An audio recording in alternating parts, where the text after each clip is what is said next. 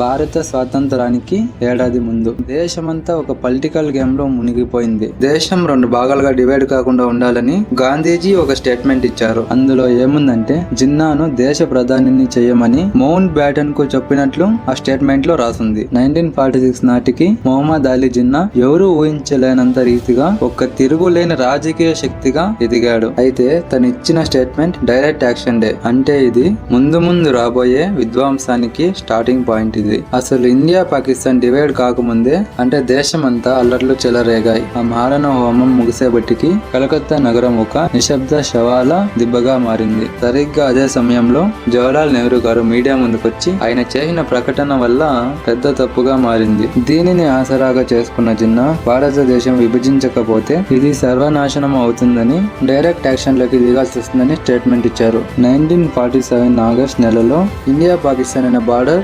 గీయబడింది. అది కేవలం 2 దేశాలను డివైడ్ చేసేది మాత్రమే కాదు, అది ఎన్నో కుటుంబాలను నాశనం చేసింది, ఇళ్లను 2గా చీల్చింది. ఇండియా చరిత్రలోనే ఎంతో మంది తమ ఇల్లు వదిలి వలస వేరే దేశానికి వెళ్లాల్సి వచ్చింది. కేవలం ఒకే ఒక రాత్రిలోనే 1.5 కోటి నుంచి 2 కోట్ల మంది భారతదేశాన్ని వదిలి పాకిస్తాన్ పోవాల్సి వచ్చింది. ఈ గీతను డివైడ్ చేసింది సర్ సిరిల్ రాట్లిఫ్. తనకు ఇండియా అంటే ఏమాత్రం అవగాహన లేదు. తను కేవలం ఒక బ్రిటిష్ లాయర్ అవడం వల్ల అవగాహన లేని భారతదేశాన్ని డివైడ్ చేశాడు. ఇండియా పాకిస్తాన్ సరిగ్గా డివైడ్ అయ్యేప్పటికీ 20 లక్షల మంది అలాగే 80,000 మంది మహిళలు చనిపోయారు. ఈ డివైడింగ్ పాలసీని 1947 కంటే ముందే హిందూస్ ముస్లిమ్స్ ఇక్కడ ఉంటే మనం ఇక్కడ ఉండడం చాలా కష్టం అవుతుంది, అలాగే అందరూ కలిసి ఎదురుదాడి చేసే అవకాశం ఉంది అని 2 రిలీజియన్ల మధ్య గొడవ పెట్టారు.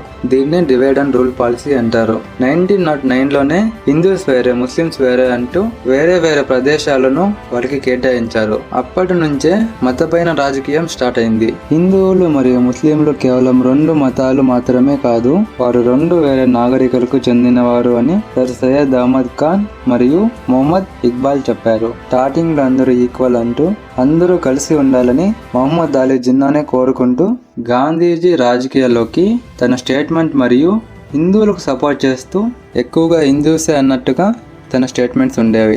అందువల్ల మొహమ్మద్ అలీ జిన్నా అన్సాటిస్ఫై అయ్యాడు. ఇది 1930లోనే ఒక ఆలోచన నుంచి ఒక రాజకీయ డిమాండ్గా మారింది.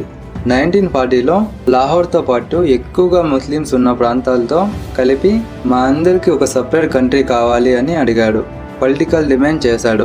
వరల్డ్ వార్ 2నే ఒక మేజర్ రీజన్ గా ఇండియా పాకిస్తాన్ అనే కంట్రీలు డివైడ్ కావాలి అని అప్పటి నుంచినే మొదలైంది. 1942లో క్విక్ ఇండియన్ మూవ్మెంట్ లో కాంగ్రెస్ నాయకులందరూ జైల్లో ఉన్నారు. ఆ సమయంలో జిన్నా బ్రిటిషులకు దగ్గరయ్యాడు, అలాగే తన పొలిటికల్ పవర్ ని ఇంకా ఎక్కువగా పెంచుకున్నాడు. బ్రిటిష్ వాళ్ళు కూడా కాంగ్రెస్ ను అనగదొక్కడానికి జిన్నాను పావుగా వాడుకున్నారు. 1945లో యుద్ధం ముగిసేసరికి ముస్లిం లీగ్ ఒక తిరుగులేని శక్తిగా మారింది. 1946లో ముస్లింలకు డివైడ్ చేసిన ప్రాంతాల్లో 90% కంటే ఎక్కువ ఓటెక్కుతో గెలుచుకున్నారు. 1945లో ఇండియా బ్రిటిష్ యుద్ధంలో ఇండియా బ్రిటిష్ వాళ్ళను చిత్తుగా ఓడించింది. అప్పుడు బ్రిటిష్ వాళ్ళు మనం ఇంకా ఇండియా మీద గెలవలేమని ఒప్పుకొని వెళ్లిపోయారు. అలాగే క్విట్ ఇండియా మూవ్మెంట్ తర్వాత మనం ఇంకా ఇండియాని పాలించలేము అని డిసైడ్ అయ్యి 1946లో వచ్చిన క్యాబినెట్ మిషన్ భారతదేశానికి అందరికీ ఈక్వల్ హక్కులు ఉండాలని చెప్పినప్పటికీ నెహ్రూ మరియు జిన్నా మధ్యలో ఉన్న విభేదాల వల్ల అది విఫలమైంది. నెహ్రూ ఒక బలమైన ప్రభుత్వం ఉండాలని కోరుకోగా